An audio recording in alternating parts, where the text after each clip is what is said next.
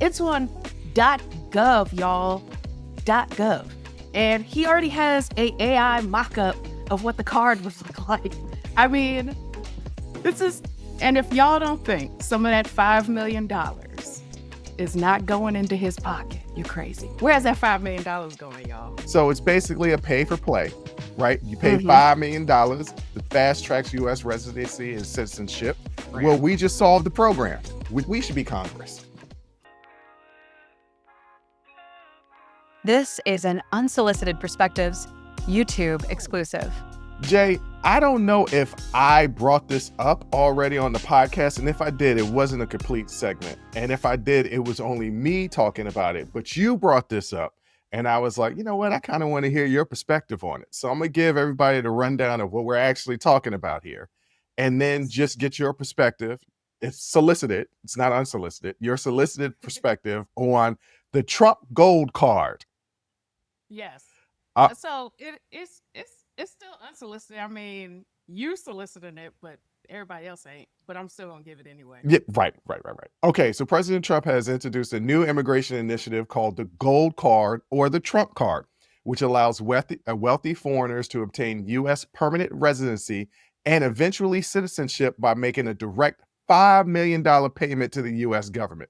This program is positioned as a replacement for the existing EB-5 investor visa. So what are the key features? Obviously, the price tag is $5 million paid directly to the U.S. government. It fast tracks U.S. permanent residency, green card privileges, and route to a citizenship. Unlike the EB-5 visa, there is no need to invest in a business or create jobs. The payment is essentially a fee or donation. It's not a donation. What is the target market? It's obviously the ultra wealthy individuals, including Russian oligarchs and other global elites seeking to bypass traditional immigration pathways.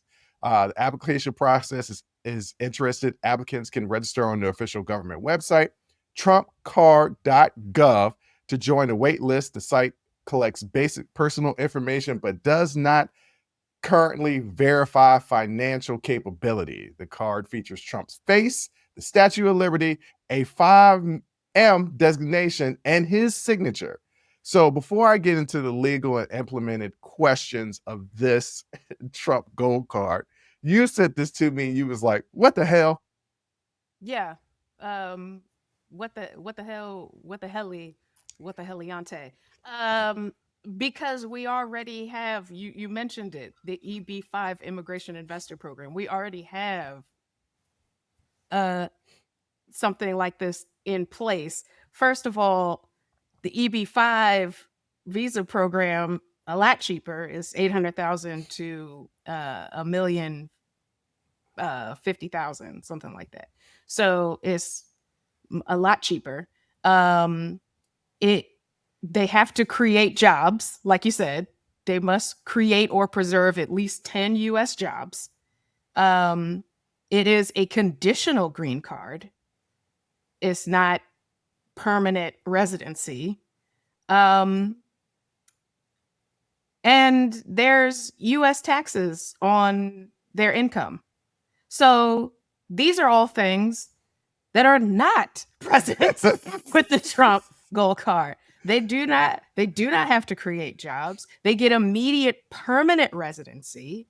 There is no U.S. tax on foreign income. Listen. Okay. First of all, and also, it's just proposed. It's not even a law yet, but yet he already has the official website on a U.S. government website. This is not on Trump.com. It's on .gov, y'all. .gov. And he already has a AI mock-up of what the card would look like. I mean, this is, and if y'all don't think some of that $5 million is not going into his pocket, you're crazy. Where's that $5 million going, y'all? Where's it going? I don't think the 5 million is, I don't think any of the 5 million is going to go into his pocket. Now, is he going to add an extra fee on top that's just between him and, hey, look, you got this 5 million. I'm going to need another $1 million more to expedite this particular process for you? Well, where's the $5 million going? $5 million will go, I guess, into the U.S. Treasury, I guess. Go into the budget? I don't know. You guess. Well, That's the point. let's get to the legal and implemented questions of this whole thing. So first of all, Yeah. Congress approval. There's a debate Yeah. over whether Trump has the legal authority to create this visa category without congressional action. Most experts believe that legislative changes would be required, especially for changes to immigration and tax law. Trump has Mhm. claimed that the program could generate trillions of revenue if 1 million cards are sold, but experts believe the actual demand will be much lower, likely in the thousands of applicants. The program promises a pathway, not immediate citizenship. Standard requirements for naturalization, such as residency duration, English proficiency, and good moral character, are expected to apply, but specifics remain unclear. Yep, he's taking registrations by right now. Tens of thousands Yeah. have joined the It's wait list. open. Right Mhm. now, tens of thousands have joined the wait list, but no cards have been issued yet. The Trump administration officials have heavily promoted the program on social media and in speeches, emphasizing the economic benefits and exclusivity of the gold card. This plan has, of course, drawn criticism for favoring the ultra wealthy and for lacking transparency and clear legal grounding. So it's basically a pay for play, right? You pay Mhm. $5 million, you get to be in the US. It fast tracks US residency and citizenship. While the program is being promoted as a major revenue generation and a way to attract global capital, its legal foundation, obviously implementation details and actual demand remain uncertain, but there's already a wait list. So Yeah. Yeah. people are out here trying to buy their way to US citizenship. And you know what? Hold on. This is going to surprise you.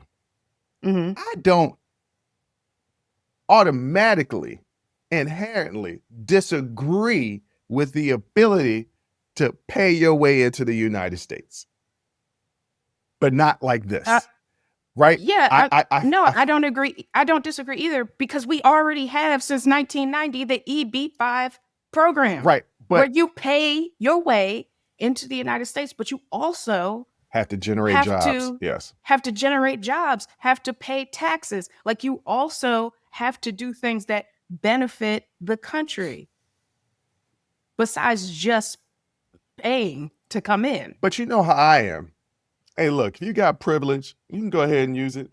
I would say use it for good, but sometimes people ain't going to use the privilege for good. And if you got Mhm. that dough, we'll let you have citizenship, not as loosey goosey as this, right? But if Yeah. you want to come in and if you want to pay $5 million, all right, we'll give you a green card, but it doesn't give you permanent resident status. Like you got to follow certain procedures and you got to pay taxes, right? If you don't want Mhm. to contribute by growing jobs, hey, not everybody's an entrepreneur. And just because you start a company don't mean that company is going to be successful. So you can lose money. If you just want to come here and spread some dough, okay, but not as loosey goosey as this.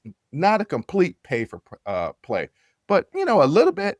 Yeah, okay, I'm cool with that. Look, it ain't no different than when we used to be at the clubs back in the day, and we used to slip the bouncers a little bread to cut the line. That's all this Yeah. is. So Yeah, but you weren't going to live at the club. So here's the difference. I don't mind that either, but here's the thing.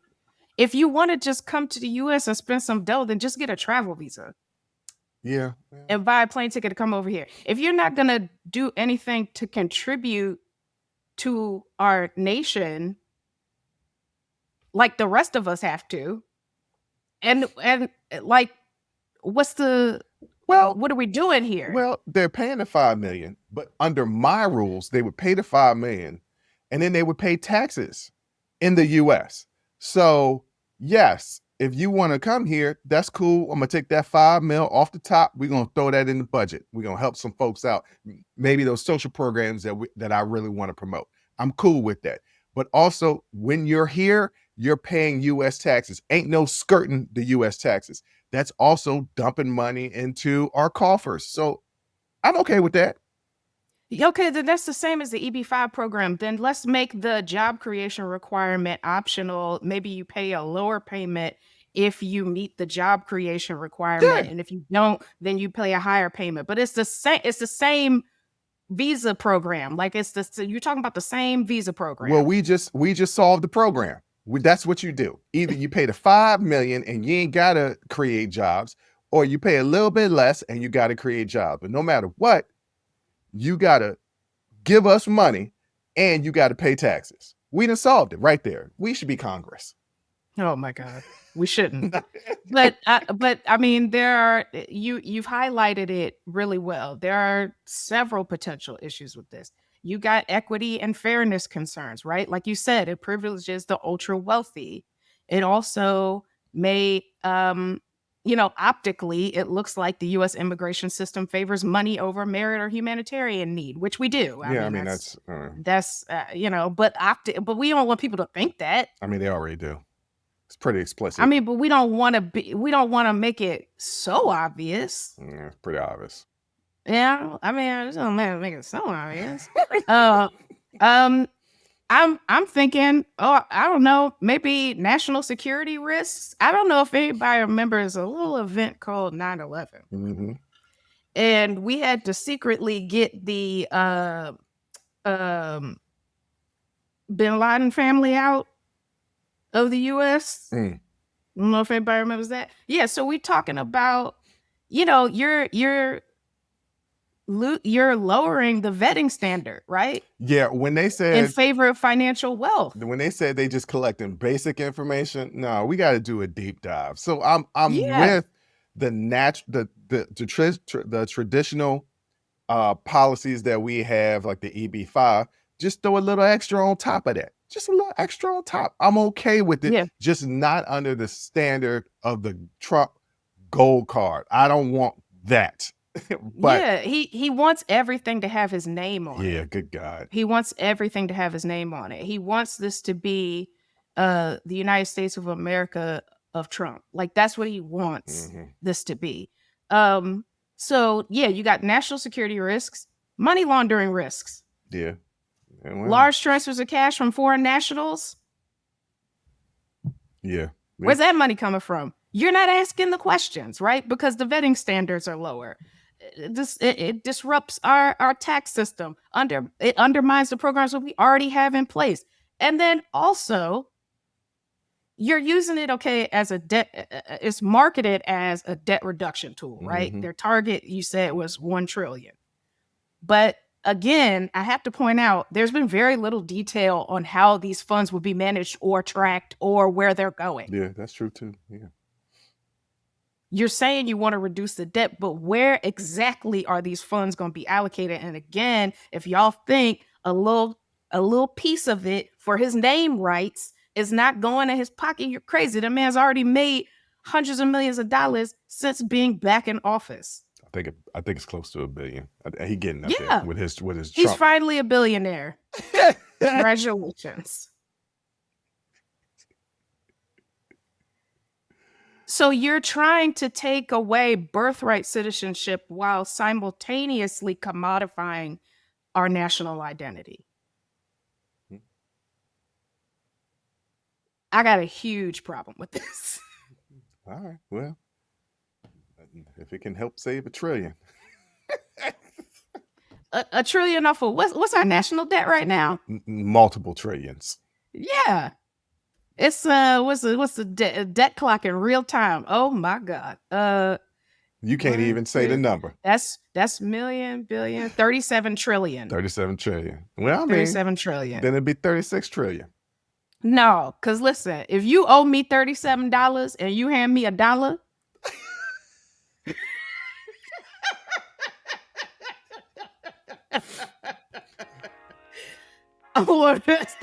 that ain't made a dent in that $37 you owe me.